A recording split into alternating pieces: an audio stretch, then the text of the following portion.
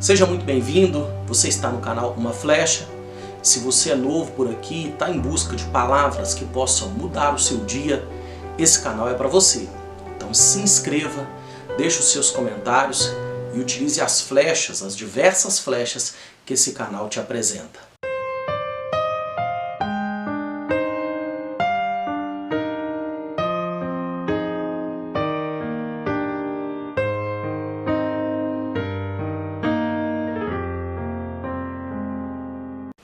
Então quer dizer que você comprou um ovo de Páscoa?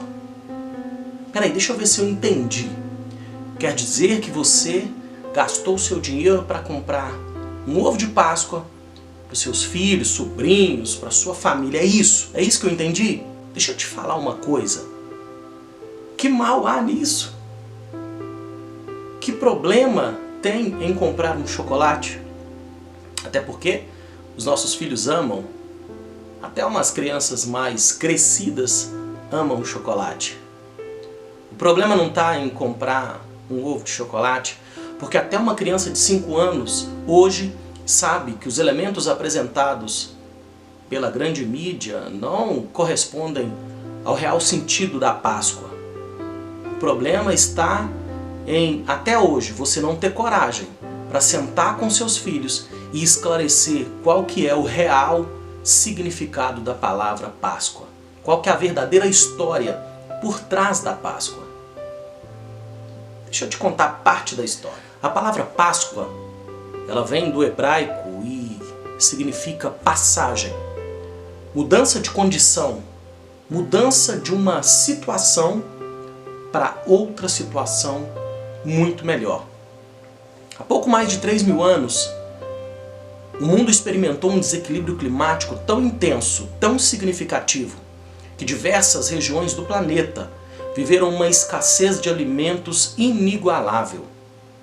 E a única nação que se anteviu a este acontecimento, a esse fato, e estocou alimento que pudesse sustentar toda a nação, inclusive estrangeiros de outras nações, foi o Egito. Isso por causa de um homem que havia sido nomeado ministro da Agricultura, ministro dos Negócios. Este homem que, antes de ser nomeado, 17 anos antes de ser nomeado, tinha sido sequestrado por seus irmãos, vendido para uma caravana que estava a caminho do Egito, e as suas roupas foi apresentada ao seu pai com a notícia que ele havia morrido. E a história conta que, depois de muitos anos, a sua família, em busca de alimento, assim como todas as outras famílias nesse período, chega até o Egito e dá de cara com o ministro da Agricultura, que era José, o José do Egito. Ele estava naquela posição porque ele tinha uma habilidade de interpretar sonhos. E ele havia interpretado o sonho de Faraó, a figura mais importante do Egito, e Faraó havia tido um sonho de que algumas vacas bem gordas subiam do rio Nilo e estava pastando ali, e de repente outras vacas magras, esqueléticas, subiam e começavam a devorar as vacas gordas. Aquele sonho trazia uma interpretação muito significativa. José disse ao Faraó: olha, o que vai acontecer são períodos de muita escassez. E essa atitude de José ter interpretado o sonho do Faraó fez com que Faraó e seus conselheiros firmassem uma aliança com José e com todo o povo que José representava, os hebreus. E eles passaram a habitar, mesmo sendo estrangeiros, a terra do Egito. E ali eram amigos. Porém, o tempo passa e aquele governante, aquele faraó que tinha uma aliança com José, ele morre, sobe ao trono do faraó outros faraós que não conheciam a história de José e resolveram colocar sobre o povo hebreu, sobre aquele mesmo povo que tinha uma aliança com a família de José, um fardo muito pesado, transformando aquela nação em uma nação de escravos. E ali eles passaram 400 anos, mais de 400 anos como escravos. E aí você já conhece a história. Deus levanta um homem, Moisés, aquele nascido das águas do rio Nilo, para libertar esse povo. E Moisés, quando desce para conversar com o faraó, você já viu a história. Ela é contada nos livros, é interpretada nos filmes. E nessa história, Moisés, ao conversar com o faraó, dizendo: olha, eu vim aqui para que você deixasse o povo hebreu ir embora para uma terra que eles poderiam chamar de sua, uma terra de alegria.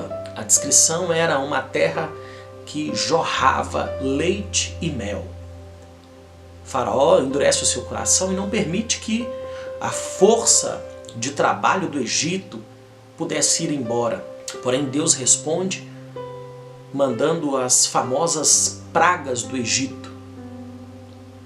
E eu queria dizer para você, a Páscoa naquele dia, para aquele povo, não era motivo de chamar amigos, não era motivo de dar presentes. A Páscoa daquele dia foi um dia muito intenso, porque não se comia chocolate. Para aquela Páscoa daquele dia, a ordem foi matar um cordeiro, comer ervas muito amargas para lembrar que seria o último momento de amargura naquela terra.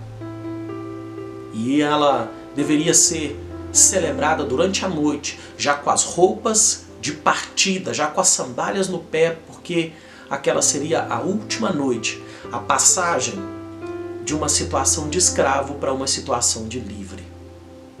E ela é uma noite terrível, porque o anjo da morte havia sido autorizado a descer no Egito e a ceifar todo primogênito que encontrasse pela frente. Ele só não tinha autorização para entrar nas casas aonde nos marcos das portas e das janelas tivessem o sangue do cordeiro. Mas onde entra Jesus nessa história? Jesus, ele aparece anos depois, muitos anos depois, mas a sua crucificação se dá 3 dias antes do domingo de Páscoa. E no domingo de Páscoa, Jesus ressuscita, elevando ainda mais o conceito da palavra Páscoa, passagem. Ele passa da situação de morto, da situação de humilhação, para a situação de ressuscitado, para a situação de elevado às alturas. Eu não sei qual que é a Páscoa que você está celebrando hoje. Se Páscoa tem sentido de passagem, qual Páscoa você está celebrando? Qual passagem? Espero que seja a passagem da situação de enfermo para uma situação de curado. Espero que seja a passagem da situação de triste, depressivo, para a situação de alegre, para uma situação diferenciada. Espero que seja esta a Páscoa que você esteja realmente celebrando nesse dia. A Páscoa que significa mudança completa, mudança profunda e significativa em nossas vidas. Deus abençoe o seu dia e faça uma excelente Páscoa.